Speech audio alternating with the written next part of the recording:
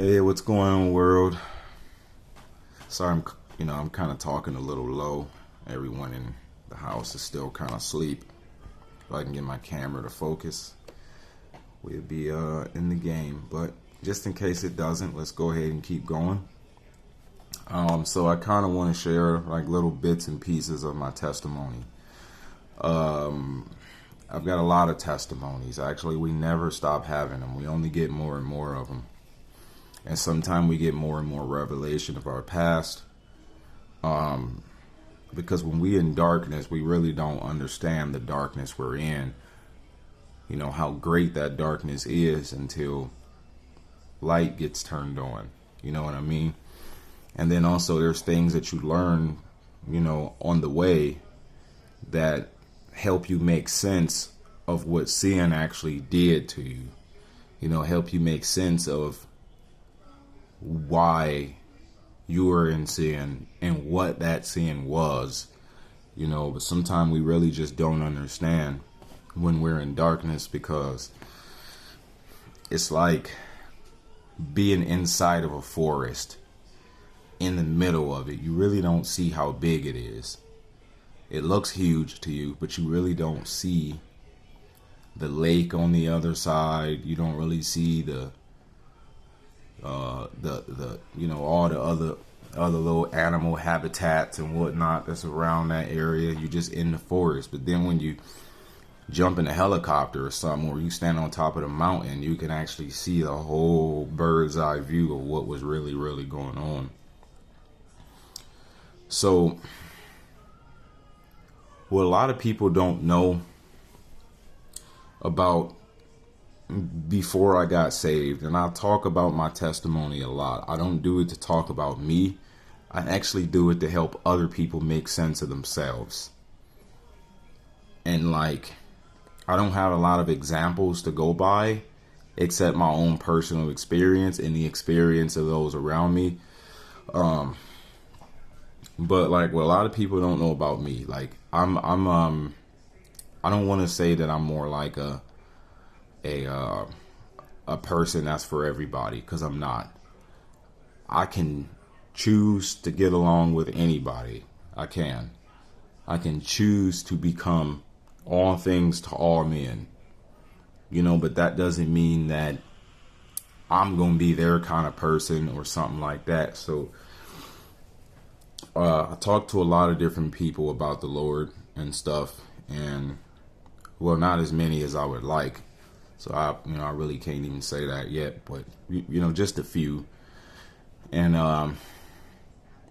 the spirit of the age right now is crazy.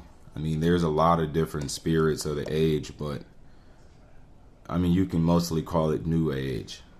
This age where everyone is calling themselves being awakened,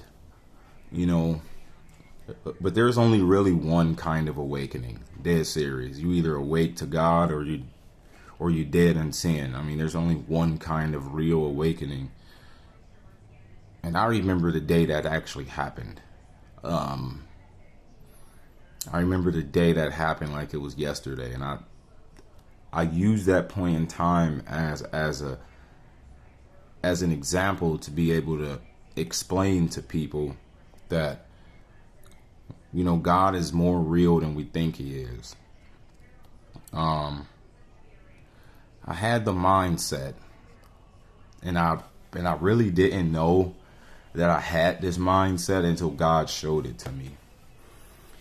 But if somebody was to tell me this back then, I probably would have said whatever I had to say to make myself believe that they're not telling me the truth.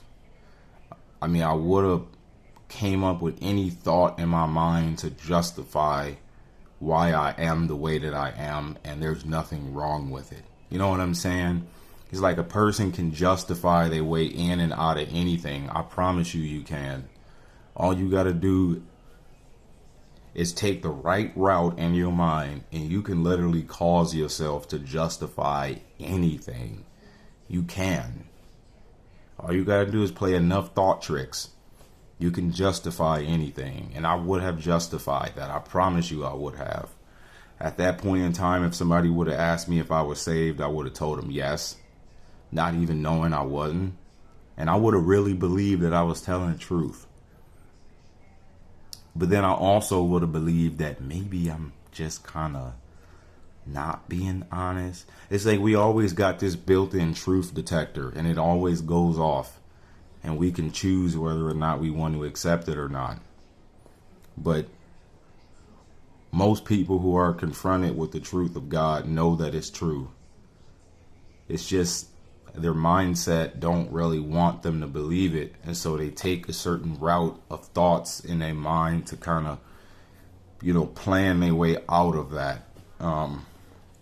It's kind of crazy the way the human mind works.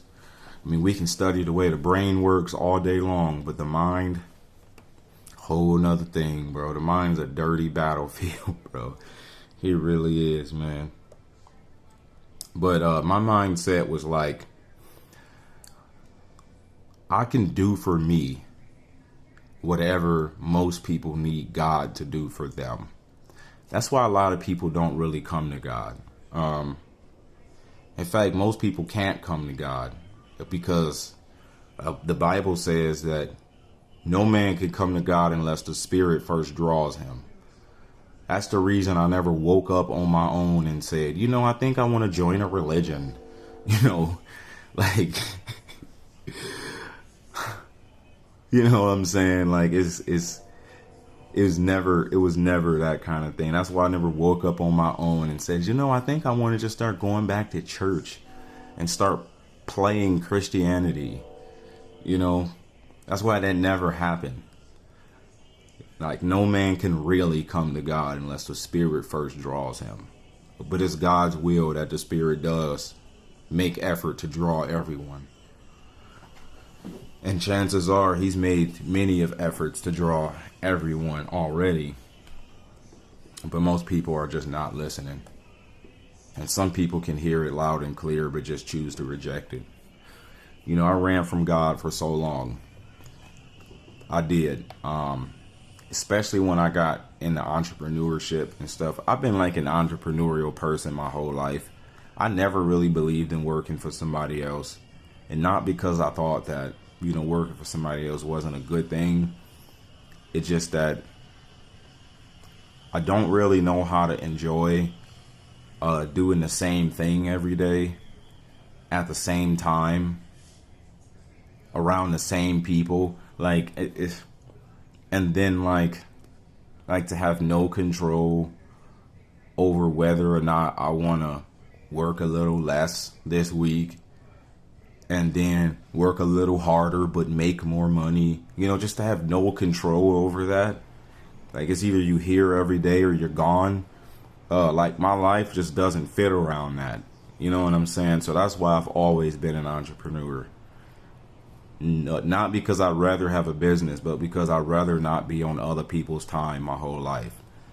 Because I know that stuff go on in my life that I need to tend to, and being locked on a set schedule Monday through Friday, or even worse, different days of the week at different times, like how I was when I was in retail. That was worse. That was so bad, man. But like, I never, like, my lifestyle never really agreed with that. Like, maybe it might have agreed with the money I was being paid. It just didn't agree with the way I had to do it, And that's why I've always been like that. But like, when I started to get a little more serious about entrepreneurship, it's kind of when I started to develop that mindset a whole lot more. Because you would notice that in entrepreneurship, a lot of times, not all the time, but a lot of times, ego is the culture. Like, that's just the way you ought to operate in order for, people to take you serious sometime. That's the way you ought to operate in order to convince people of buying something from you. Like, a lot of times, ego is very attractive in entrepreneurship because it gives others around you a sense of confidence in the person they're dealing with having confidence. You know what I'm saying? It's a real easy thing to slip into as an entrepreneur, and I wasn't quite aware of that. You know, I always knew from a child that something was different about me. I always knew that something was strange about the world we live in. Always. I never ever knew how to get with the program. School, I thought it was the stupidest thing in the world. Like, not a stupid concept, but the stuff we learn, it never really seemed important to me. Like, why should I learn history? It's all fake anyway. Like you see what I'm, like, I was always like that. So, like, I knew something was off with me, but I didn't know what it was. I just knew that, like, I had a sense of disconnect in my heart, and it actually kind of got depressing. Like, I'm not gonna lie, it really did get depressing. Like, ego would literally depress somebody, bro. And the only way to compensate, and the only way to throw off a little bit of that depression is to compensate with more ego.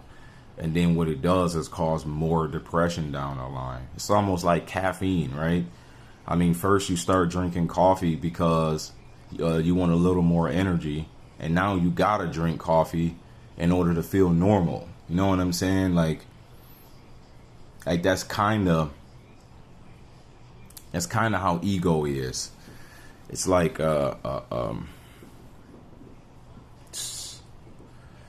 I don't want to necessarily call it an addiction, but it can be addictive, you know, but it's more of a spiritual condition or a mental condition as well. If it's a mental condition, it's more than likely a spiritual one too, because most things are spiritual first, then they're everything else.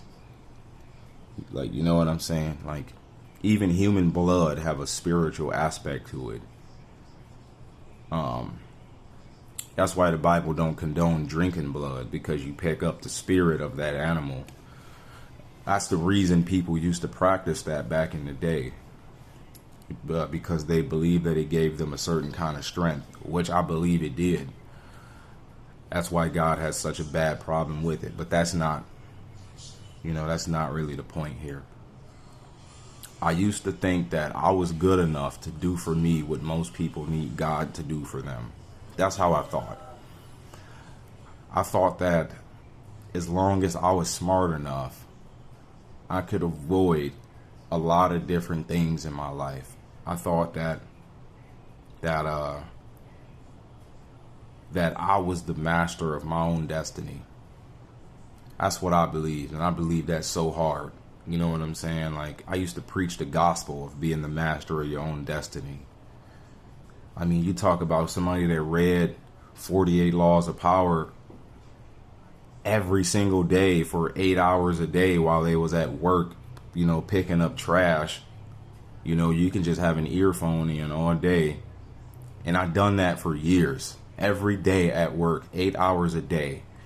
I loved Robert Greene books. I used to literally listen to all of his books. My favorite one was The Art of Seduction and Mastery. I used to listen to Art of Seduction and stuff like that a whole lot.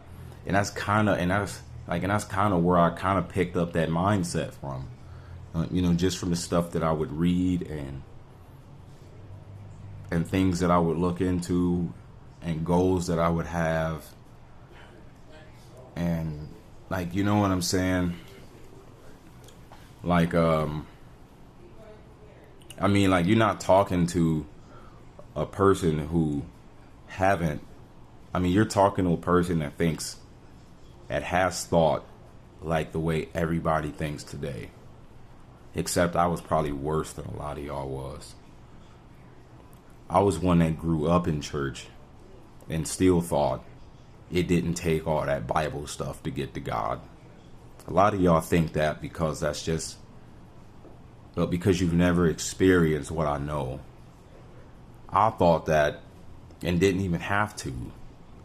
I thought that and didn't have a reason to. I thought that and should have known better. That's what makes stuff worse, is when you should have known better. Not when you don't know better. When you don't know better, I'm going to assume like you would have nothing to say but things that are not true about God, because you don't know. You know what I mean? Like, the only lens you can look through is the lens of your own personal experience in life and the stuff you come up with in your mind. And that's kind of where I was, you know. I thought that a lot of people were just doing too much. You know, it don't really take all that. You know, like, who's to say that it's Jesus that we are to be following? You know, another buzzword I'm sure you probably might get, but I can get to God on my own. You know what I'm saying? I can do this myself. I don't need a rule book telling me how to do it. All of that kind of stuff. That's the way I used to think, bro. And so, like, when I hear other people like say that kind of stuff, it don't make me mad. It actually reminds me of how grateful I should be that I learned from those kind of things. But it actually make me it actually causes me to believe that that person could actually receive the Lord. You know what I'm saying? Like, even though that's what they're saying, a lot of times, man, you would never suspect who God will save. You would never suspect it. Never. Like, you wouldn't even see it coming. Like, he saved people who nobody would imagine. And so I never really write them off like that, because I'm like, I remember me. I ain't mad at you. But as soon as you get exposed to the truth, just let me know so I can laugh for a few minutes. You know what I'm saying? Like, you know, we can have a good laugh and talk it over. You know, I ain't gonna make you feel funny. You know, but like, truthfully, man, like, when I first met the Lord, like, dead serious, it's so hard to explain this to people because I know nobody would believe it. But I literally met God spirit to spirit. I can't explain how that happened. But anybody with a biblical background can kind of know what I mean. I met him person to person on a random day when I wasn't thinking nothing about no Jesus Christ. You know, nothing. Met him person to person randomly. And when he showed me how wrong I was about how I thought, and all the great harsh words that I spoke against him, and all those great harsh thoughts that I had in my heart about him, and when he actually showed up for real, I had a few different emotions going on. First one was I was embarrassed. The reason I was embarrassed is because I thought that I really knew what I was talking about and was dead wrong. Not just dead wrong, but red-handed dead wrong. Like, you was in the middle of thinking that, and God showed up. Like, for real. Well, what does he look like? You know what? Like, one of these days I'll talk about that. But I can't tell you what he looks like. You know, like, I don't know. I don't know, but I do kind of sort of understand his overall image, but not necessarily what he looks like.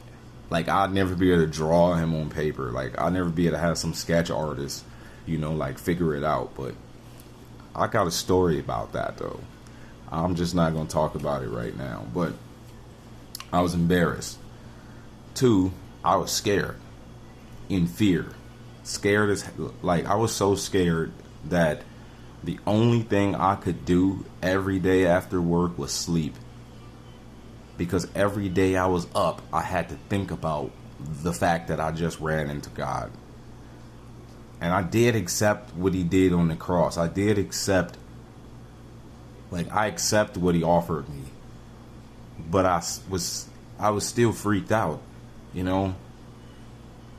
A lot of good things changed. I mean, a lot of things changed about me for the better, but I was still freaked out. I stopped profanity just out of the sky blue. I didn't even have to try to control my tongue. It just happened. You know, I was a person that said F words every 3 seconds, bro. Every third word was an F word. And all of a sudden, in a matter of a day, you don't talk like that no more. Well, why? I just had no desire to. It ain't that I was trying to keep the rule book for God, because I didn't even know what was in the Bible, really. Like, I knew the little, you know, the little important scriptures, like, you know, God so loved the world that he gave his only begotten son. And like, I knew the other important scriptures, such as, and God said, let there be light. You know what I'm saying? Like, stuff like that, like the popular ones. Like, I knew the 10 Commandments, but I didn't know what the rest of his commands were. And it actually took me a whole year after I came to Christ to start reading the Bible for real. But after I accepted him, I didn't know that I had his commandments on my heart, and certain things I had no more desire to do. I didn't know that that was a command. And certain things that I had the desire to do and be like, I didn't know that that was actually in the Bible. You know what I'm saying? Like, there's certain things about his character that I didn't even know was actually written in scripture. That would just pop up in my mind or in my heart. And I'd be like, oh man, I wonder if that's real. Like, I would literally make statuses about stuff that I had learned, like, just from having God living in me and not even reading his word. And I didn't even know that that was actually true. I thought that I came up with something cool. I didn't even know that that was real. Like, and then when I actually got around to reading his word, I'm like, I got dreams. I had a lot of dreams around that time. I was first able to start dreaming again. I remember having a dream about the end times church, and it looked exactly like the book of Acts, and I had never even read the book of Acts. Never. I didn't even know what it said. In my dream, it was saying word for word what it was saying in there. I don't condone trusting dreams, okay? Like, you have to know that you know that you know that that dream was spirit inspired and not just something that you was dreaming. You know what I'm saying? Because a lot of people chase dreams that they don't know are leading them down the wrong road. And I don't mean dreams such as like being a basketball player or something. I mean like dreams such as, oh, I saw this girl in my dream and that was my wife in my dream, so I think I need to, like, you know what I'm saying? And then you go and talk to her and she also got a husband, and you talking about, the Lord told me you was my wife. She like, well, that ain't true, because, you know, like, I'm not talking about them kind of dreams. Like, I mean, you need to know that you know that that's what's going on. And the only way you really do know that you know anything is if the Lord signs off on it. And he'll sign off on everything true. He said that the Spirit will tell you all truth. Like, he'll reveal to you all truth. And I remember somebody saying that when I was like listening to like a Bible study, like, you know, early on, like my first, you know, month or so. I remember hearing that, and I'm like, that is true, because all of a sudden I just know stuff that I never ever went and learned. Like, And it really just happened like that overnight. I knew a lot of stuff. I knew a lot of like deep secrets about the world and stuff like that. A lot of hidden knowledge. I used to study a lot of that stuff, and I remember I used to have the mind of, why should I follow their Jesus when I know more than they do about this place we live in? Like, why should I follow their Bible when I know so much stuff already? I didn't know that I didn't know nothing. I'm like, I already know the truth about the world we live in. I only knew like little worldly truths, like, little conspiracies and, who ate the last pizza on the airplane before it crashed. Like, just little crazy stuff, like little woke stuff, little, consciousness stuff, like, little stuff like that. Astrology, a lot of secrets about like human nature, just kind of a lot of that crazy stuff. But what I didn't know is that I didn't know anything, because what I didn't know that everything in the world was actually spiritual, and I had no spiritual lens at all.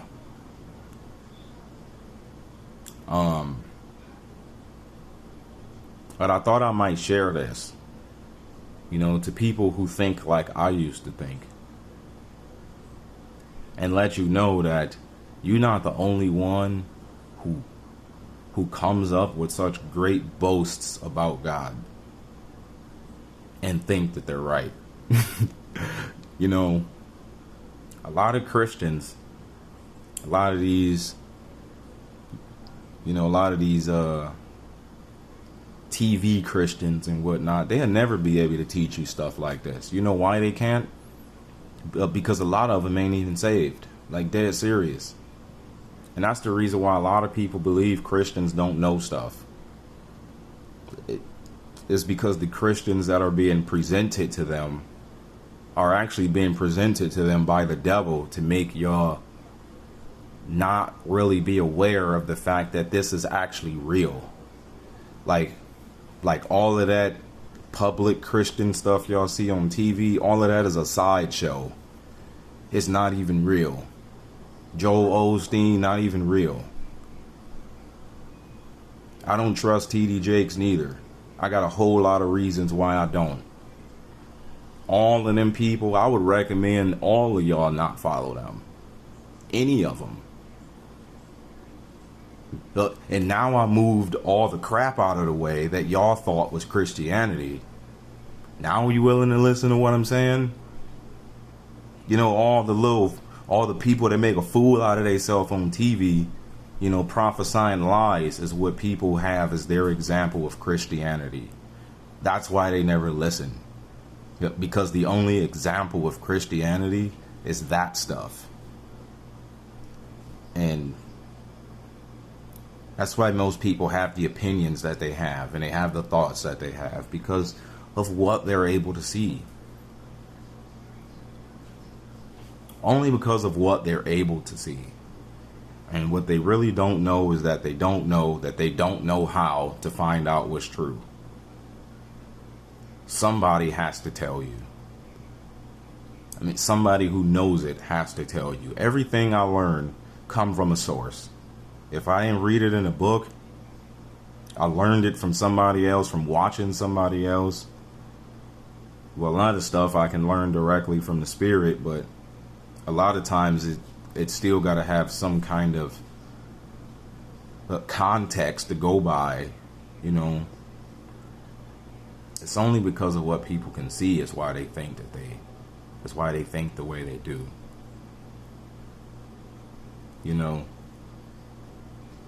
I'm not here to put anybody down because of how they think. I'm actually here to lift you up and say keep thinking. Just keep on thinking. Dead serious, just keep thinking. Am I telling you to keep thinking yourself away from the Lord? No. But at some point, you're going to think about it. And you're going to be like, man, actually, that kind of makes sense, though. So if you saying that he thought just like how I thought, and he's saying that most Christianity today is fake, which I also believe, and he say he's a Christian, then I wonder what it is that he know that I don't know. I wonder what he's seen that I haven't seen.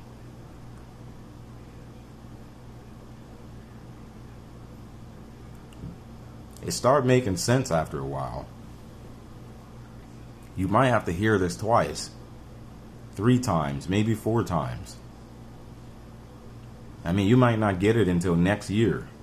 Dead serious. Like, truthfully. But,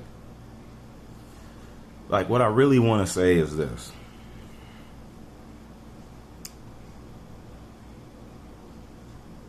When you finally do meet God, He is going to bust your bubble. He's going to crash your whole world. The Disney world you lived in, He's going to, He's going to, bring that to an end. And you'll have nothing left but reality to live by. No more fantasy, no more make-believe, no more Matrix. No more trying to find a sense of security in things here. Because once you meet God, there is no more security in things here. I mean, there never was anyway. But He take all the illusions away. And you see everything for what it is. No matter how the whole rest of the world think about it. There's a reason why hell had to enlarge itself, but heaven didn't. It's a reason why. It's a reason why the road to hell is a broad road and the road to heaven is a thin one. A tight road. Because not many people are going to be on the tight road and a whole lot of people are going to be on the wide road. 8 people made it on Noah's Ark. In the whole world, 8 people got saved. 8. So your chances of running across the real Christian is very slim. I mean, you pretty much have a 1% chance of running into somebody that's really saved for real. And I don't mean perfectly holy. I mean literally had a Holy Spirit conversion. A lot of what we call Christianity today is missing that. And that's the most important element of the deal. Is a certificate. It's proof of purchase. If you don't have proof that you bought something, you can't even say that you own it. I mean, you can't even say you have it, really. Oh, I just bought a new Lexus. Show me a receipt. Show me some documents that you put money down on that. That's what the Holy Ghost is. That's what it is. And 99% of what everybody calls Christianity in this world is just really not. I mean, they might be almost there. I mean, there might even be some good people who probably commit a whole lot less sin than I do. But that don't mean that the Holy Ghost is there. And I'm not saying that I just walk around here committing sins either. But no man is without sin all his life. But what's different? Who we know. Who we know. If God is your high priest, He can forgive your sin. If God isn't your high priest, He can become your high priest to forgive your sin.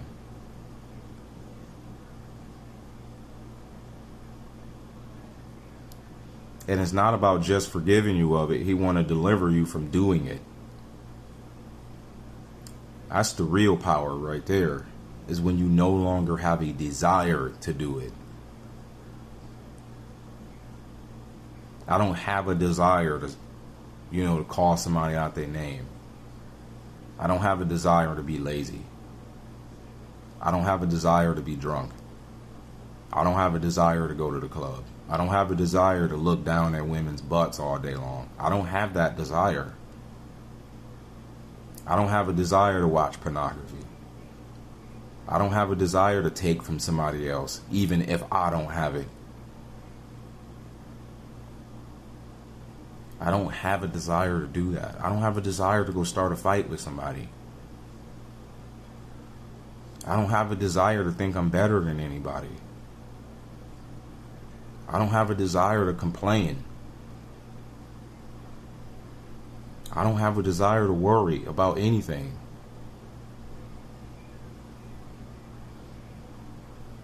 I don't have a desire to have sex outside of marriage.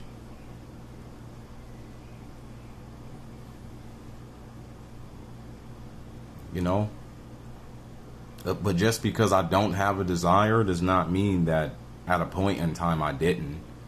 It's because I don't have a desire does not mean that at a point in time sin won't start trying to make suggestions to me. It'll make suggestions all day long. Your family and friends, when you first meet God, they're going to try and make suggestions to you all day long. All of a sudden, you want to read the Bible, and now everybody want to go out. Oh, but it's Big Homie birthday. You can't miss Big Homie birthday.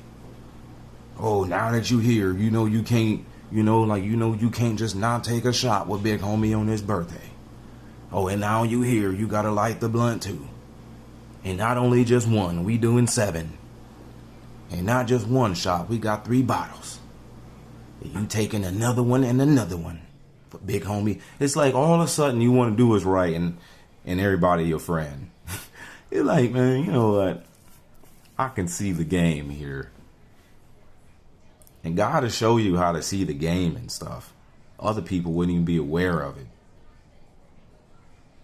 Do you think Big Homie is aware of the fact that he really just trying to pull you away from God? No, he sincerely believes you just want to kick it with him on his birthday. But you know for a fact that maybe like nobody else have ever, like they never done that before up until now. All of a sudden that one girl you used to like you now. And you don't even like girls like her no more. All of a sudden she want to talk to you now. You like, yeah. Look at this devil here. What you trying to do? Suck my life force away so that I never help deliver anybody else?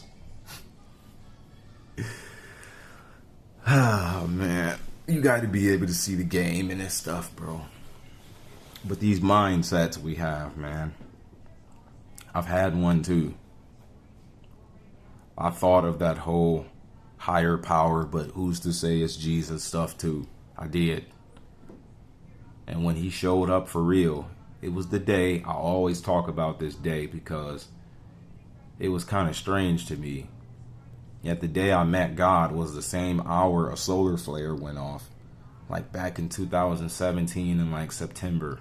And it was supposed to put the power out in Europe everywhere. I remember that like it was nothing. It almost sounds to me as if the heaven was speaking. And you know what? I probably wasn't the only person that met God that day. And then I hear about the same stuff happening to other people at different times. I'm like, wow, this is strange. And then we all go through the same trial at the same time. You like, I'm noticing patterns. I'm an artist. I do art. So artists notice patterns.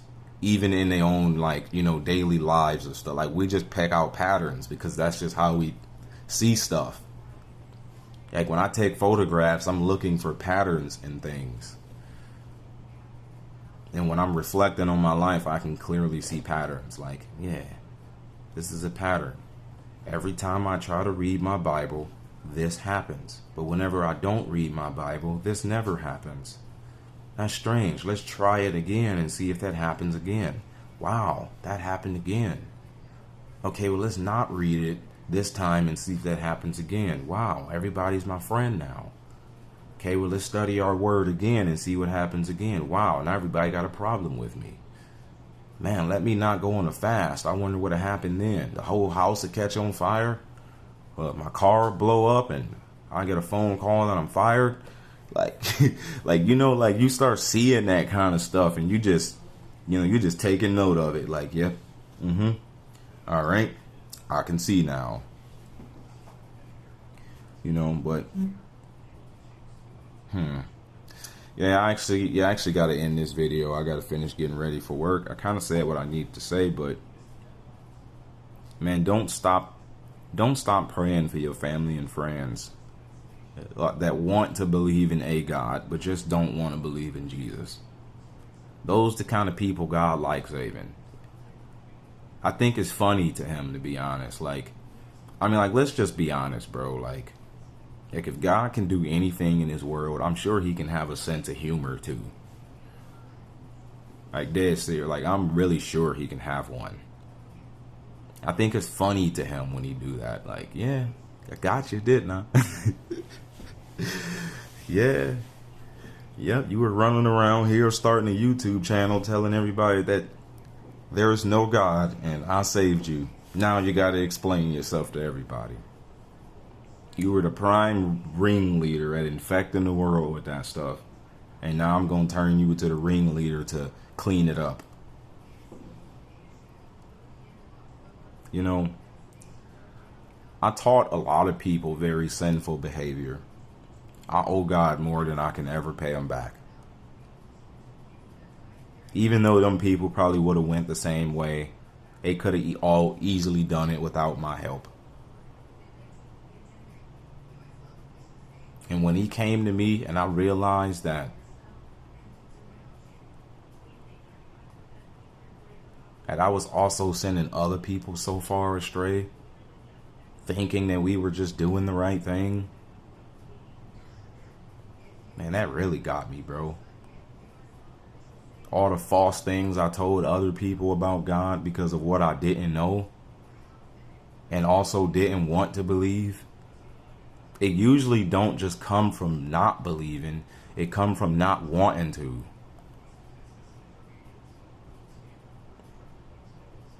Just not wanting to.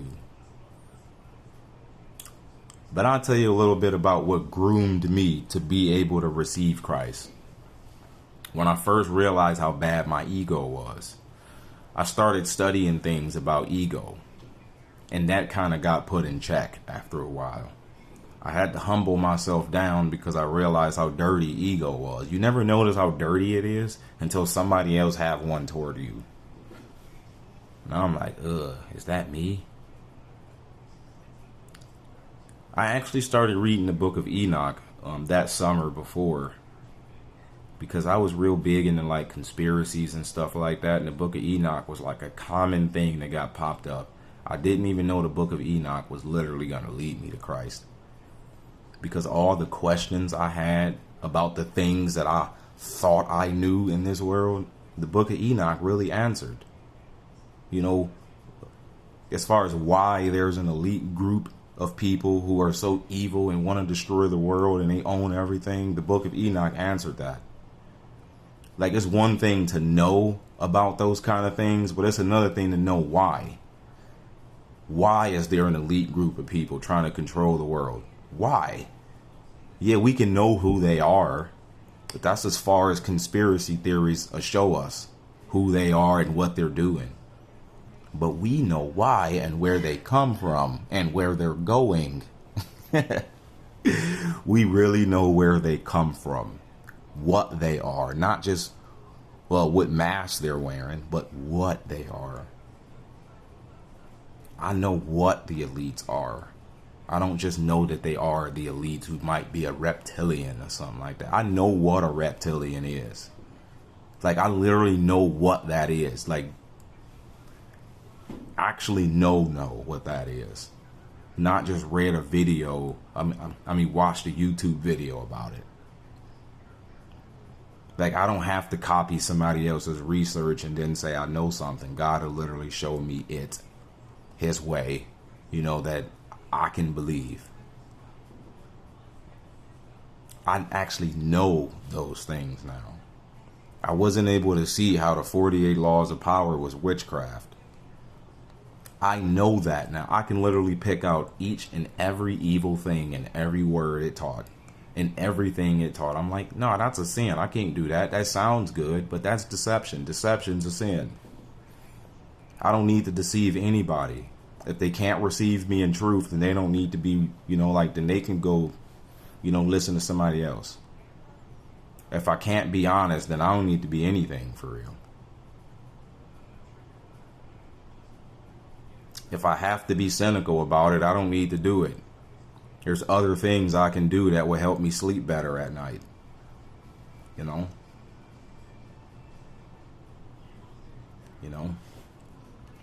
But that's pretty much it, man. I gotta brush my teeth. Yeah, I've been on camera all this time with morning breath. And y'all ain't even know. Look at that. Don't let this new haircut and this new shirt fool you. I'm so happy I got some new clothes, bro. Like, I literally lost everything. Like I had 3 pairs of sweats and 2 pair of jeans. Well, like one was khakis and the other one was dirty work pants. Those were like my metal polishing pants because I get all that black stuff all over it. And like my paint polishing pants because them the only pants I had. I'm like, man. Then 3 pair of sweats. I usually had to wear all 3 of them at the same time because of how cold it is out here. I had about 4 shirts, 1 beater, 2 pair of drawers, 2 pairs of socks. All this time, I'm like, dang. And I finally got a new shirt. I'm so happy. Man, it's just the little things, man. It's the little things, bro.